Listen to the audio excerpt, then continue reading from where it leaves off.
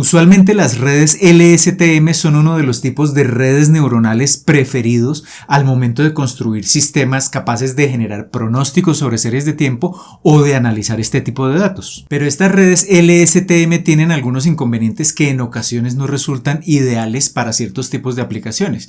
Por ejemplo, se trata de redes que procesan los datos secuencialmente, lo cual requiere un tiempo de procesamiento relativamente extenso, y además de eso son redes que tienen muchos parámetros, entonces no resultan adecuadas, por ejemplo, para aplicaciones donde queramos utilizar modelos que realicen cálculos mucho más rápidos, como por ejemplo el procesamiento en tiempo real. Sin embargo, existe una alternativa muy interesante a estas redes LSTM, que son las redes convolucionales unidimensionales, cuyo principio de funcionamiento es muy similar al de las redes convolucionales usadas para procesar imágenes, pero que con algunas ligeras modificaciones se pueden llegar a utilizar para procesar o detectar patrones en series de tiempo. Así que con este video vamos a comenzar una pequeña miniserie acá en el canal en donde vamos a hablar en detalle de cómo usar las redes convolucionales unidimensionales para procesar diferentes tipos de series de tiempo y para implementar aplicaciones como por ejemplo la generación de pronósticos o la clasificación o detección de anomalías en este tipo de series. Y en este primer video de esta miniserie vamos a comenzar con lo esencial, que es entendiendo qué es la convolución unidimensional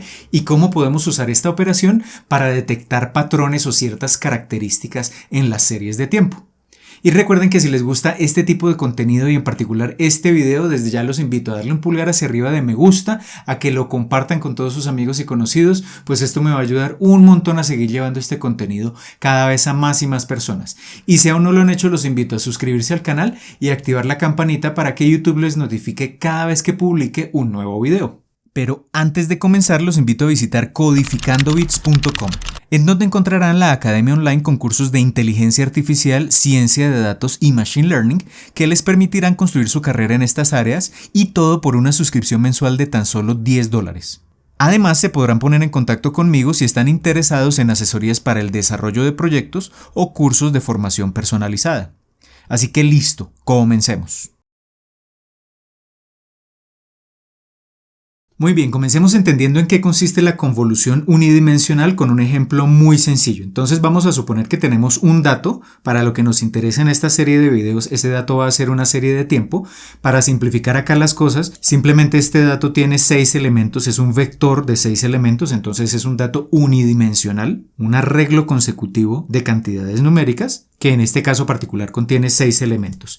Y el segundo elemento que vamos a tener es lo que se conoce como el filtro o kernel. En este caso particular vamos a suponer que el kernel tiene únicamente 3 elementos. El kernel, al igual que el dato, también es unidimensional. Y en términos generales, ya cuando usemos estos conceptos en el caso de series de tiempo, siempre el kernel pues va a tener una longitud mucho más pequeña que la serie de tiempo como tal, muchos menos datos. Entonces tenemos estos dos elementos y veamos paso a paso cómo se lleva a cabo la convolución unidimensional. Entonces lo primero que se hace es ubicar el kernel al comienzo de la secuencia o del dato, y acá en el dato en color rojo lo que tengo son resaltados los 3 elementos del dato cuyas posiciones coinciden con el filtro o kernel. Entonces, basados en esta coincidencia, lo que hace la convolución 1D en este primer paso es simplemente multiplicar elemento a elemento las porciones del dato que coinciden precisamente con el filtro o kernel. Es decir, si calculamos esos productos tendremos el 3 del dato con el 2 del filtro o kernel, 3 por 2, el 4 con el 1, 4 por 1, y el 2 con el 4, 2 por 4. Y simplemente se suman esos elementos. Tendremos entonces 6 más 4 más 8. Y esa suma es el resultado de esta primera iteración de la convolución unidimensional. Entonces, ese primer elemento resultante se almacena, ese resultado es 18. Y esa sería una primera iteración. Las siguientes iteraciones son muy similares. ¿Qué es lo que cambia? Que el filtro se va desplazando una posición a la derecha en cada iteración. Entonces, en la segunda iteración tenemos el mismo dato, el mismo filtro. La diferencia es que el filtro se ha movido una posición a la derecha. Quiere decir que ahora la porción del dato que coincide con el filtro es diferente. Son los números 4, 2 y 5. Se repite el proceso, es decir, se multiplican elemento a elemento la porción del dato con el filtro correspondiente. 4 por 2, 2 por 1, 5 por 4. El resultado es 8 más 2 más 20, es decir, el segundo elemento de esa convolución resultante es igual a 30. En la tercera iteración tenemos el mismo dato, el mismo filtro. El filtro se desplaza una posición más a la derecha. Estos son los elementos del dato que coinciden con el filtro. se realizan los productos elemento a elemento, 2 por 2, 5 por 1, 4 por 4, se suman esos tres resultados y eso nos da el tercer elemento de la convolución, que es 25. Y en el último paso, el kernel llega al final de la serie de tiempo o del dato, los elementos que coinciden son 5, 4 y 1, se multiplican término a término, 5 por 2, 4 por 1, 1 por 4, se suman 10 más 4 y eso nos da el último elemento de la convolución. Y acá tenemos un ejemplo muy sencillo de convolución. En el caso práctico, cuando tenemos ya series de tiempo con muchos datos, se va a replicar este mismo procedimiento una y otra vez. Vamos a tener una convolución resultante mucho más extensa, pero la idea básica va a ser la misma. Muy bien, teniendo claro qué es la convolución unidimensional, ahora la idea es entender el papel que juega el kernel. Y la idea, lo que nos interesa en este caso de las redes convolucionales unidimensionales, es que el kernel, dependiendo de los números que contenga y del mismo tamaño de ese kernel, del número de elementos, dependiendo de esas dos características, el kernel va a ser capaz de detectar ciertos patrones en la serie de tiempo. Entendamos esto con dos ejemplos muy sencillos. Acá tenemos un dato diferente. Este dato sigue siendo unidimensional. Tiene los valores 1, 1, 1, luego un valor muy alto de 7 y luego 1, 1 y 1. Acá simplemente he dibujado cada uno de esos valores con una barra para dejar claro que este dato en particular tiene un patrón característico y es que la mayoría de los valores son relativamente pequeños, iguales a 1, pero hay un pico relativamente grande que es igual a 7.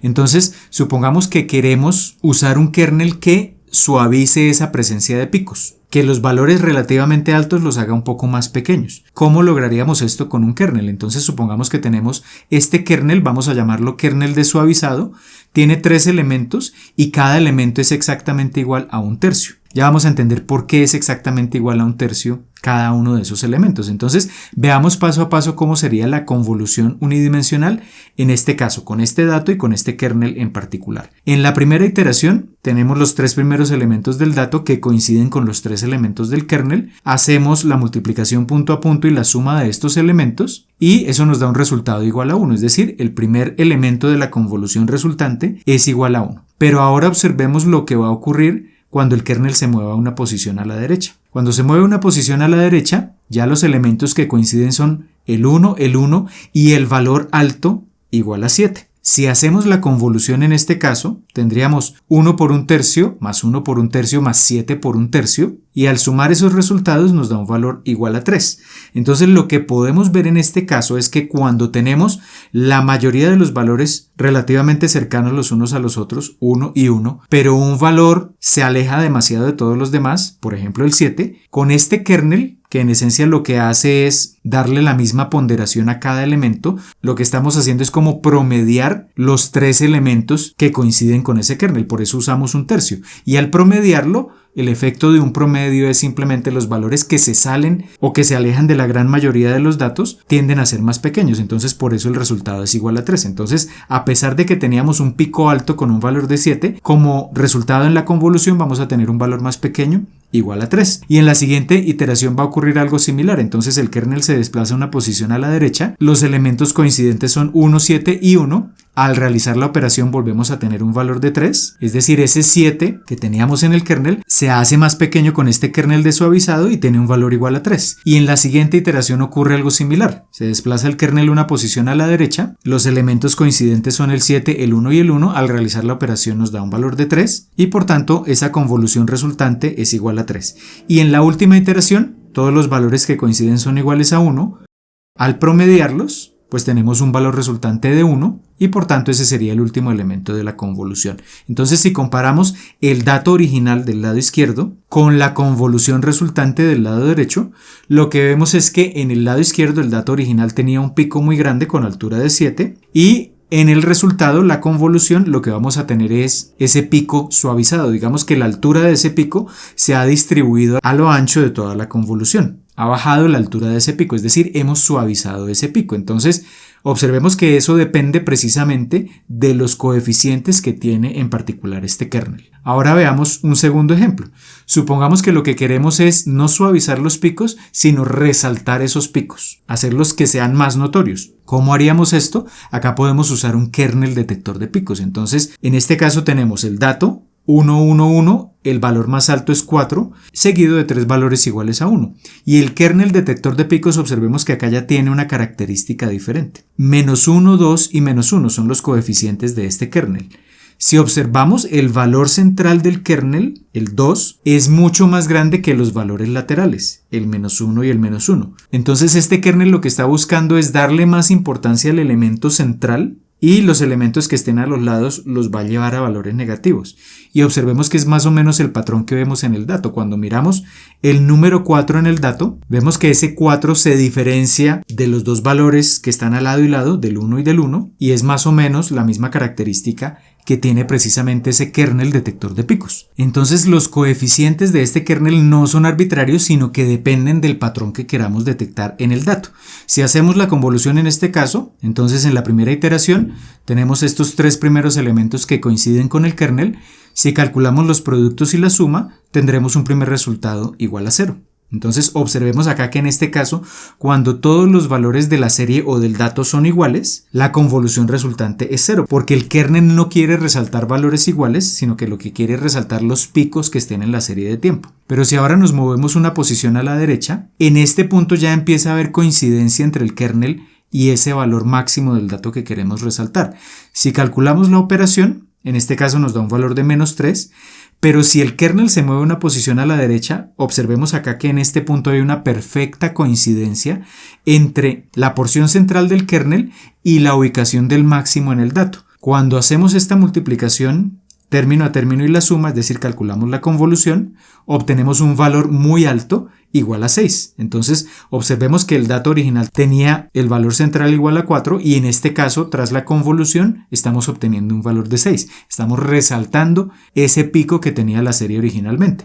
Se sigue desplazando el kernel una posición a la derecha, se calcula la convolución y tenemos acá un valor de menos 3 y en la última posición todos los valores son iguales a 1 y por tanto, en este caso el resultado de la convolución es 0.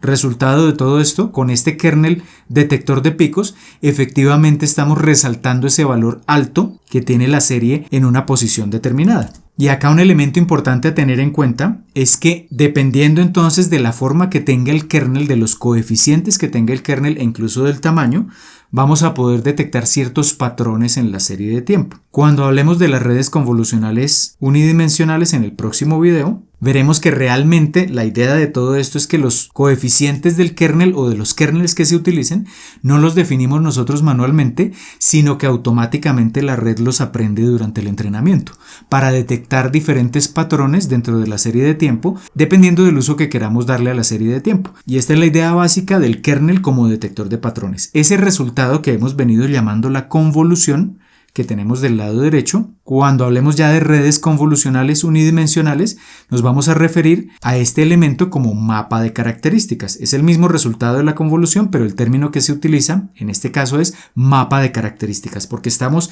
extrayendo del dato a través del kernel y de la convolución unas ciertas características que nos interesa para el procesamiento de la serie. Muy bien, y ya teniendo claro en este punto qué es la convolución, el papel que juega el kernel en la detección de patrones en el dato, ahora vamos a ver otras operaciones que están asociadas a la convolución unidimensional y que son usadas cuando implementamos precisamente redes convolucionales unidimensionales. Y la primera operación de la que vamos a hablar a continuación es el padding o rellenado con ceros.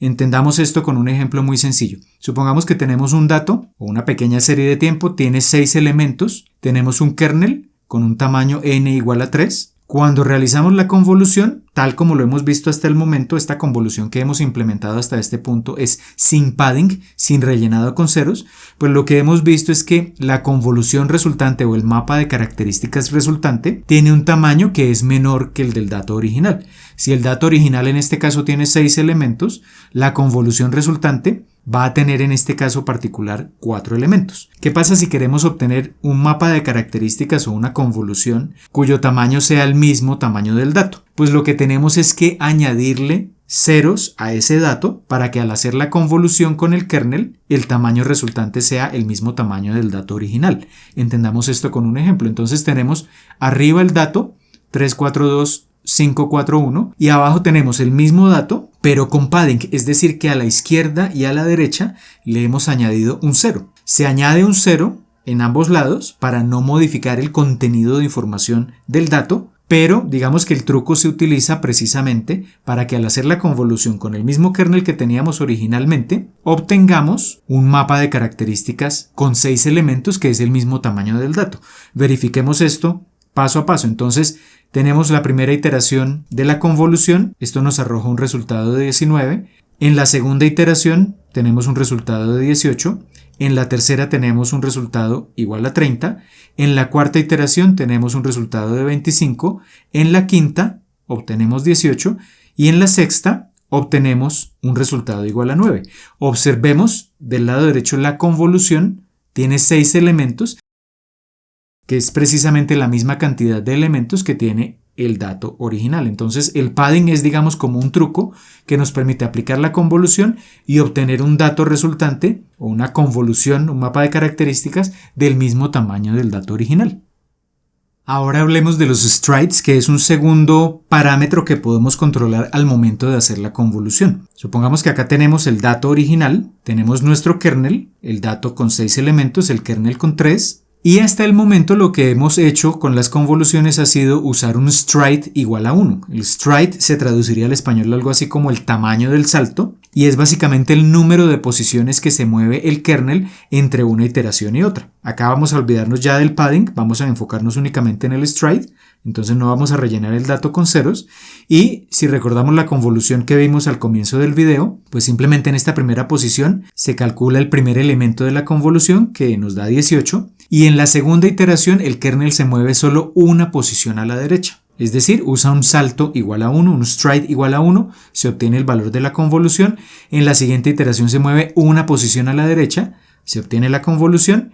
Y en la cuarta y última iteración se mueve una posición a la derecha y se obtiene el último valor de la convolución.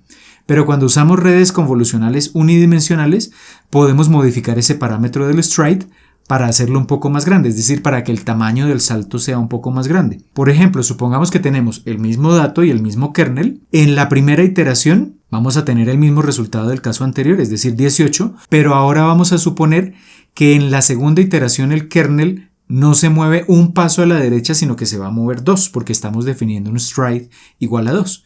Entonces el salto va a ser doble y en este caso la convolución nos daría 30. Como ya después de esta iteración, si el kernel da otro salto ya no alcanza a cubrir la totalidad del dato, en este punto se detendría el cálculo de la convolución y esto lo que nos dice es que tendríamos como resultado únicamente 2 valores en la convolución. Entonces, ¿para qué se usa el stride mayor que 1? Entre más grande sea el stride, más pequeña va a ser la convolución resultante. Esto también se usa entonces en redes convolucionales unidimensionales para compactar entre una capa y otra de la red para ir compactando precisamente los mapas de características que vamos obteniendo. Este es otro uso que se le puede dar a este parámetro en las redes convolucionales unidimensionales.